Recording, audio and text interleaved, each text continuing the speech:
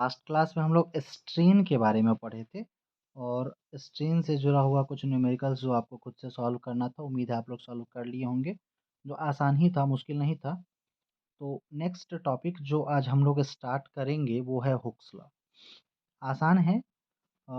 Hooke's law का कहना है कि अगर इलास्टिक लिमिट कहने का क्या सेंस है कि वैसा लिमिट जहाँ तक ऑब्जेक्ट को अगर हम खींचते हैं और खींचने के बाद अगर इसको हम छोड़ें, तो फिर से अपने ओरिजिनल पोजीशन में वापस आ जाए। मान लीजिए कि शुरू में अगर ऑब्जेक्ट इतना बड़ा है, इसको हम खींच कर इतना लंबा कर देते हैं और यहाँ पर लाने के बाद इसको अगर हम फ़ोर्स अप्लाई करना छोड़ दें, तो फिर से ये अपने ओरिजिनल पोजीशन, इसका ओरिजिनल पोजीशन कौन-सा है? ये वाला।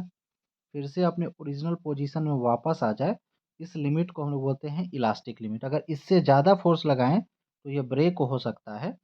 तो जहाँ तक हम इसको छोड़े तो अपने ओरिजिनल पोजीशन में वापस आ जाए, तो उस लिमिट को हम लोग बोलते हैं इलास्टिक लिमिट। या तो ब्रेक हो सकता है, नहीं तो ऐसा स्थिति आएगा कि ये परमानेंट ही ऐसा हो जाएगा। जैसे आप स्प्रिंग को, मान लीजिए कि हमारे पास एक स्प्रिंग है, उसको आप खींचेंगे, तो एक लिमिट तक खींचने के बाद इसको अगर आप छोड़ेंगे तो अपने ओरिजिनल पोजीशन में वापस आ जाएगा। लेकिन आप उसके बियॉन्ड खींचेंगे तो क्या होगा? ये परमानेंट ही खराब हो जाएगा, ये इस तरह से हो जाएगा, खराब हो जाएगा, नहीं? तो वही कहना है यहाँ पर हुक्स लॉ का।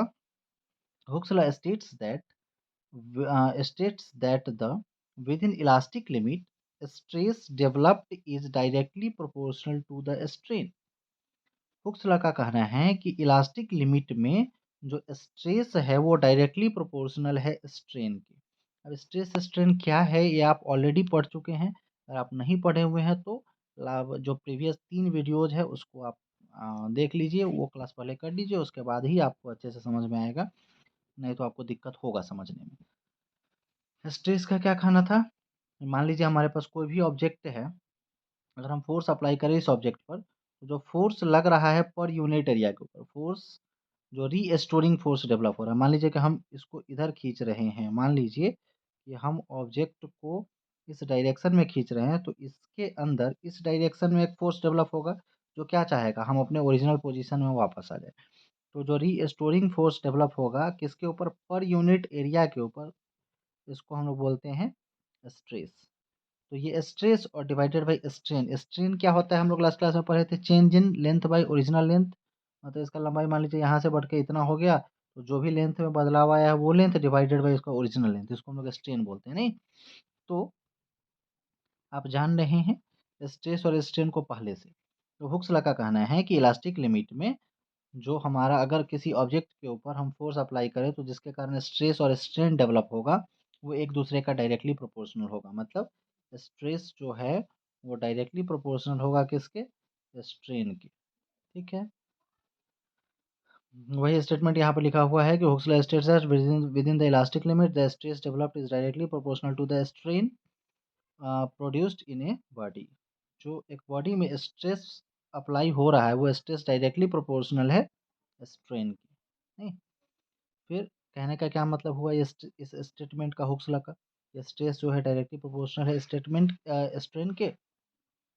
अगर हम बराबर करते हैं तो इलास्टिक ये जो हमारा प्रोपोर्शनल है, इसके बदले हमको एक कांस्टेंट डालना पड़ता है और यहाँ पर कांस्टेंट को हम ई से डिनोट कर रहे हैं, नहीं?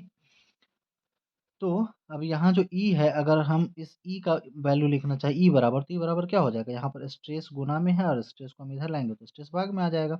मतलब ई इक्वल टू क्या हो जाएगा? स्ट्रेस बाई स्ट्रेन, जहाँ पर ई हमारा कांस्टेंट। यहाँ पर ई क्या? Where E is a constant and also known as modulus of elasticity. और ये जो कांस्टेंट है ई, इसको हम लोग दूसरा नाम मॉडुलस ऑफ इलास्टिसिटी से भी जानते हैं। ये हमारा modulus of elasticity of the material है। ये बॉडी का मॉडुलस ऑफ इलास्टिसिटी है, इसको हम ई से डिनोट कर रहे हैं। ये बराबर क्या होता है? Stress by strain. ठीक है? अब ये जो मॉडुलस ऑफ इलास्टिसिटी है, इसके बारे में ये थोड़ा एक इम्पॉर्टेंट चीज़ है, फ्यूचर में हम लोग इसके बारे में पढ़ेंगे। तो मॉडुलस ऑफ इलास्टिसिटी जो है डिपेंड करता है मटेरियल के नेचर पे। मटेरियल के नेचर पर डिपेंड करता है कहने का क्या मतलब है? मान लीजिए कि हमारे पास आप एक 3 रबर हम लोग लेते हैं, 3 रबर का मान लीजिए कि बैंड है। मान लीजिए 3 गो रबर है, 1, 2 और तीसरा। लेकिन तीनों अलग-अलग टाइप के रबर से बना हुआ है, ठीक? तीनों का मटेरियल जो है सो अलग-अलग है। तो उस कंडीशन में इसमें जो फ़ोर्स अप्लाई किया जाएगा, तो इसमें स्ट्रेस और स्ट्रेन अलग तरीक़ा से डेवलप होगा। इसमें भी स्ट्रेस और स्ट्रेन अलग तरीक़ा से डेवलप होगा और इसमें भी स्ट्रेस और स्ट्रेन अलग तरीक़ा से डेवलप होगा। तो वही यहाँ पे बोला जा रहा है कि मॉडुलस ऑफ इलास्टिसिटी मतलब स्ट्रेस व स्ट्रेन सब में अलग-अलग तरीक़ा से डेवलप हो रहा है। तो वही मॉडुलस ऑफ इलास्टिसिटी का कहना है कि ये मटेरियल के नेचर पर डिपेंड करता है and does not depend upon the dimension, length, area, volume etc of the body.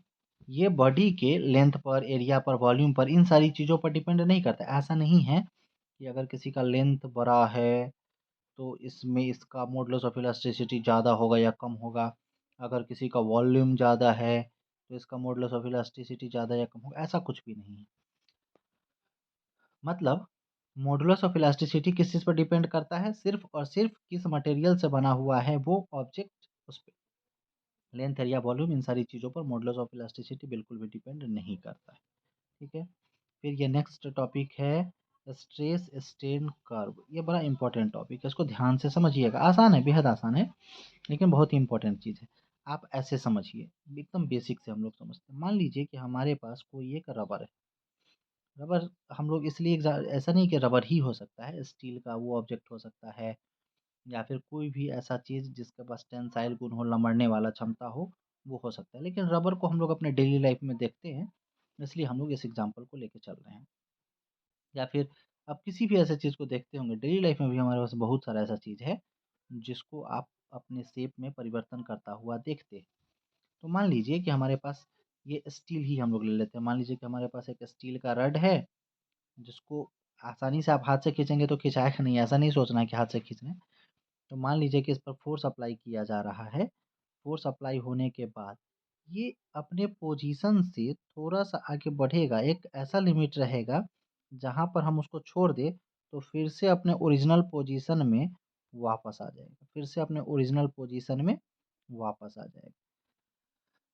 लेकिन इस लिमिट के बाद अगर इसको खींचा जाए, इसको मान लीजिए कि खींच दिया जाए, तो यहाँ पर अगर छोड़ दिया जाए, तो ये अपने ओरिजिनल पोज़ीशन में वापस नहीं आता है।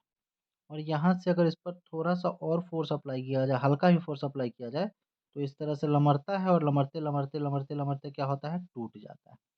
इसका बेस्ट एग्ज़ाम्पल है अभी मकर संक्रांति का टाइम है। आप लोग हो सकता है बचपन में खाए भी हो या नहीं भी खाए हों, जो एक मिट्ठा का वो जो बेचने वाला आता है मिट्ठा का लपेटा हुआ सा होता है, उसको आप खींचेंगे, बिल्कुल वही सिचुएशन रहता है। मिट्ठा का मान लीजिए कि बना हुआ है, इसको आप खींच रहे हैं। तो थोड़ा-सा खींच के अगर छोड़ दें तो अपने ओरिजिनल पोज़ीशन में वो वापस आ सकता है। लेकिन इसको धीरे-धीरे अगर हम खींचे तो खींचते-खींचते वो क्या होता है, लमड़ते रहता है और लमड़ते-लमड़ते एक ऐसा सिचुएशन आता है कि वो टूट जाता है, नहीं? उसी टाइप का सिचुएशन यहाँ भी है। इस चीज़ को जो हम लोग एग्ज़ाम्पल को देखे हैं, उसकी सहायता से हम लोग सारी चीज़ों को समझ रहे हैं, ठीक? सबसे पहले हम इसमें आपको 3 पोर्शन आपको मेनली नज़र आएगा। एक पोर्शन ओ से ए के बीच का, दूसरा पोर्शन एक पोर्शन है आपका ओ से ए के बीच का, दूसरा पोर्शन है ए से बी के बीच का और तीसरा पोर्शन आप बी से डी के बीच का ले सकते हैं जो इम्पोर्टेंट है। मतलब मेनली 3 पार्ट में बँटा हुआ है, इसको आप 4 पार्ट में भी बोल सकते हैं, ठीक। तो जो सबसे फर्स्ट पार्ट है, ओए इज़ ए स्ट्रेट लाइन। ओए हमारा क्या है? स्ट्रेट लाइन है व्हिच फॉलोज़ हुक्स लॉ, जो हुक्स लॉ को फॉलो करता है। हुक्स लॉ हमारा क्या था? स्ट्रेस डायरेक्टली प्रोपोर्शनल है किसके? स्ट्रेन के। तो जो हमारा ओए है, ये आपको एकदम सीधा लाइन नज़र आ रहा है। इसमें स्ट्रेस और स्ट्रेन क्या है? एक दूसरे का डायरेक्टली प्रोपोर्शनल है। ओए is a straight line which follows Hooke's law till point A called proportional limit, जिसको हम सिग्मा पी से डिनोट कर रहे हैं। ओए जो हमारा स्ट्रेट लाइन है, ये फॉलो करता है हुक्स लॉ को। हुक्स लॉ कहने का क्या मतलब है? स्ट्रेस और स्ट्रेन जो एक दूसरे का प्रोपोर्शनल है ओ से लेके ए के बीच, ठीक है? और पॉइंट ए जो है, पॉइंट ए को हम लोग क्या बोल रहे हैं? जो पॉइंट ए है, ये है हमारा प्रोपोर्शनल लिमिट, ठीक? मतलब एक लिमिट तक स्ट्रेस और स्ट्रेन क्या रहेगा? एक दूसरे का डायरेक्टली प्रोपोर्शनल रहेगा। Beyond this stress strain curve is not linear.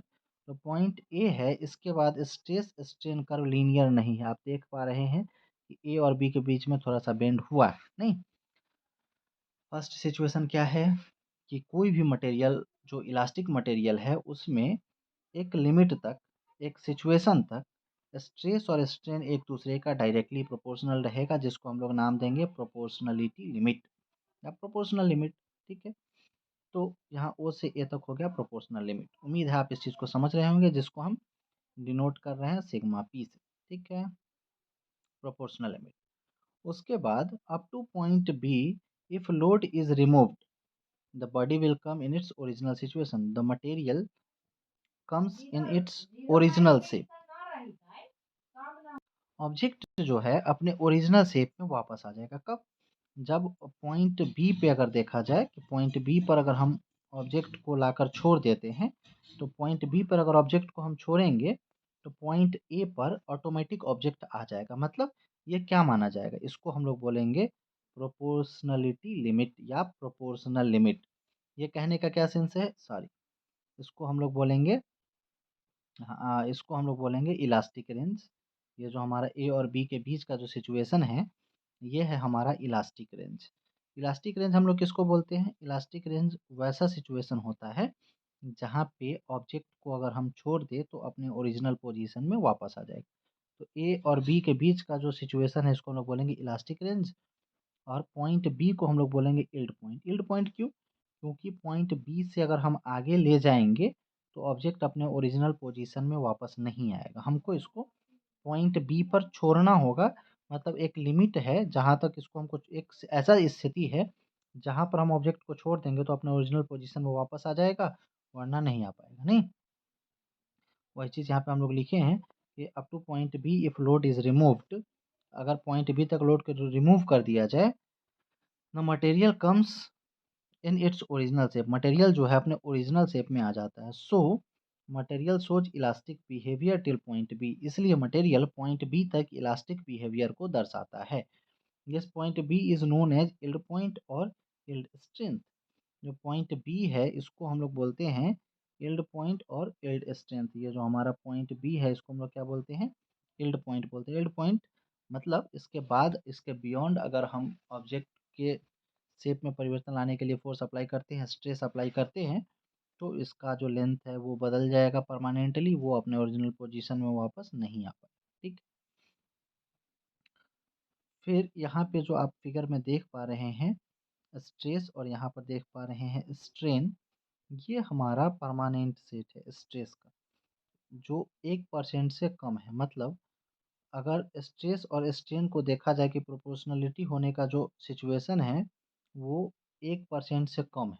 मतलब बहुत ऐसा नहीं कि बहुत ज़्यादा लमड़ जाएगा, उसके जैसे उसका जो शेप है, आप ऐसे सोचिए ना कि स्टील, स्टील का आपके पास एक रड है, ये ऐसा थोड़ी है कि इसको आप बहुत ज़्यादा खींच के इतना लंबा कर दीजिएगा तो अपने ओरिजिनल पोजीशन में वापस आ जाएगा, नहीं होगा। इसको आपको क्या करना होगा कि अगर बहुत कम मात्रा में आप खींचते हैं, जैसे मान लीजिए कि आपके पास 10 मीटर का एक रड है, इसको आप 0.01 सेंटीमीटर आप खींचते हैं, मतलब बहुत छोटा रेंज है, आप इसको खींचते हैं तो अपने ओरिजिनल पोजीशन में वापस आ जाएगा। ऐसा नहीं है कि आपके पास 10 मीटर का रड है, इसको आप खींच के 11 मीटर कर दिए तो अपने ओरिजिनल पोजीशन में आ जाएगा, ऐसा नहीं होगा। वही चीज़ यहाँ पर बताने का कोशिश किया गया है, जो परमानेंट सेट है वो लेस देन 1% से मतलब 1% से भी कम है। मतलब जो उसके शेप में परिवर्तन आएगा वो 1% से कम होना चाहिए, तभी अपने ओरिजिनल पोजीशन में वापस आएगा, नहीं तो नहीं आ पाएगा। और यहाँ जो आप देख पा रहे हैं स्ट्रेन हमारा ग्रेटर देन 30% है। मतलब कि अगर ये जो सिचुएशन है हमारा ब्रेक होने का, आगे हम थोड़ा देर वेट कीजिए, इस चीज़ को हम समझाते हैं। मतलब एक ऐसा लिमिट आ जाएगा जो मान लीजिए कि अगर 100 मीटर लंबा है, उसको अगर 30 मीटर और लंबा खींच दिया जाए, 130 खींच दिया जाए, तो वो ब्रेक हो जाएगा। मतलब वो अल्टीमेट स्ट्रेंथ फ्रैक्चर पॉइंट जो हम लोग पढ़ेंगे यहाँ पर थोड़ी देर में, तो यहाँ पे आने के बाद ब्रेक हो जाएगा। इसको रखा गया है, इसके रेंज को रखा गया है 30%। ये 30% अगर उसको एक्सटेंड कर दिया जाए तो पॉसिबिलिटी है कि वो ब्रेक हो जाएगा। ये अप्रॉक्सीमेट वैल्यू है। तो अब बी तक हम लोग पढ़ चुके थे कि बी तक के सिचुएशन को हम लोग क्या बोलते हैं? इसको हम लोग बोलते हैं यील्ड पॉइंट, नहीं?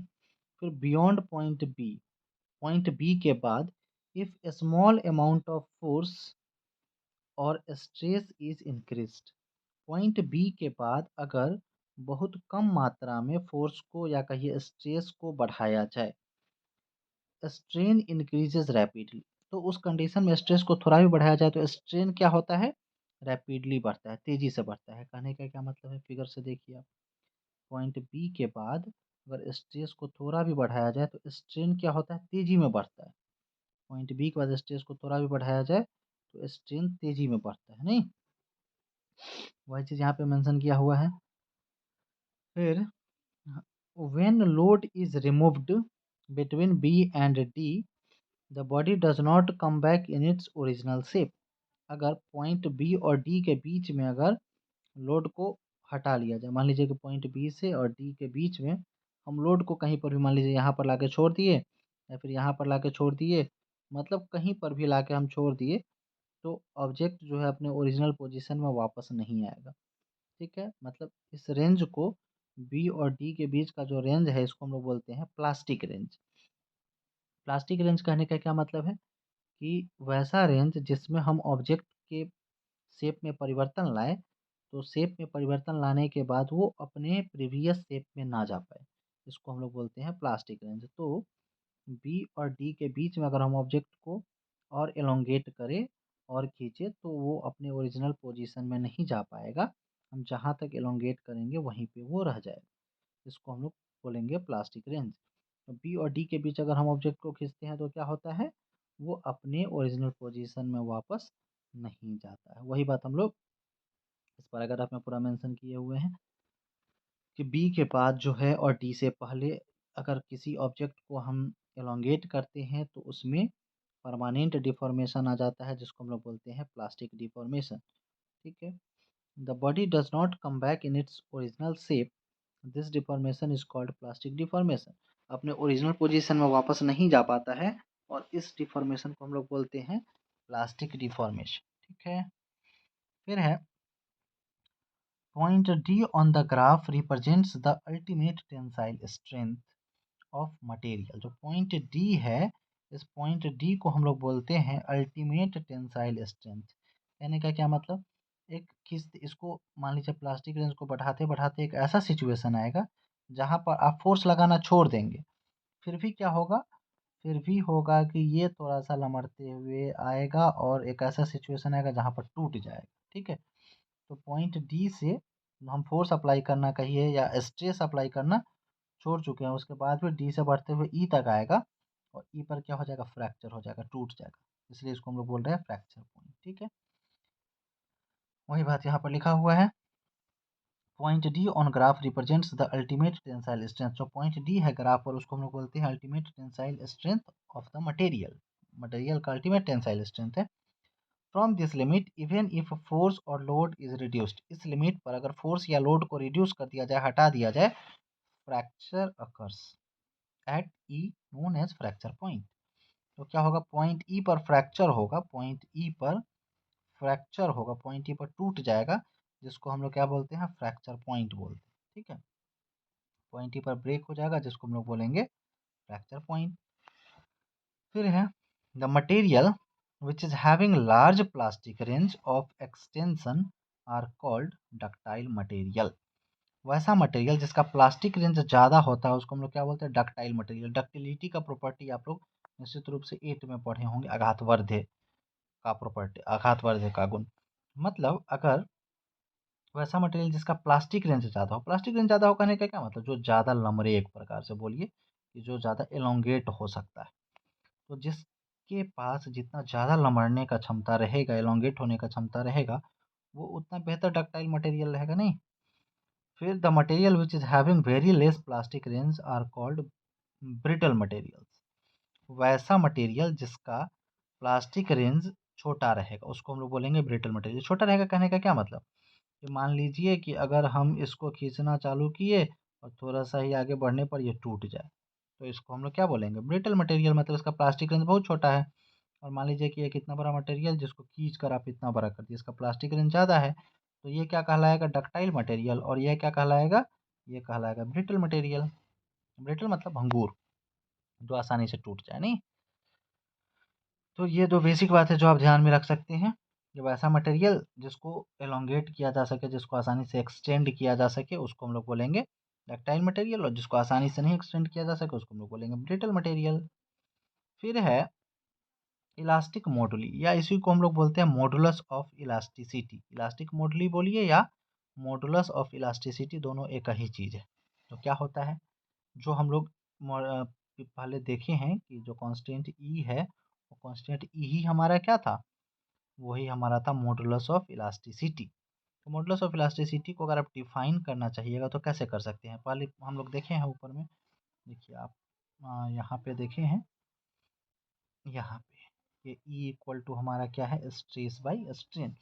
बस इसी चीज़ को आपको डिफाइन करना है। तो क्या बोलेंगे कि मॉडुलस ऑफ इलास्टिसिटी जो है वो रेशियो है किसका, स्ट्रेस और स्ट्रेन का रेशियो है, नहीं। तो वही चीज़ यहाँ पे है कि इलास्टिक मॉडुली या modulus of elasticity, the modulus of elasticity और coefficient of elasticity of a body is defined as ratio of stress and corresponding strain within the elastic limit. Elastic limit में जो stress है और जो strain है, elastic limit में जो stress है और स्ट्रेन है, इस दोनों के रेशियो को हम लोग क्या बोलते हैं, स्ट्रेस और स्ट्रेन के रेशियो को हम लोग बोलते हैं मॉडुलस ऑफ इलास्टिसिटी।